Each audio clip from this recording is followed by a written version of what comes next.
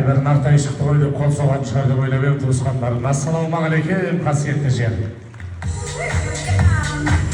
Артыл адам аттан түсіп, жаяу адам жатып қарайтын, мәртебесі биік үстемесе үстем, қасиетті 9 жолдың торабы таяқ ұстап келген тай мінгізетін. Темірландай үлкен еліміздің қақ ортасында ән сандырған, тамсандырған, бөгежіл елінде ұлан асырыл той, ұлы қуаныш ағайын.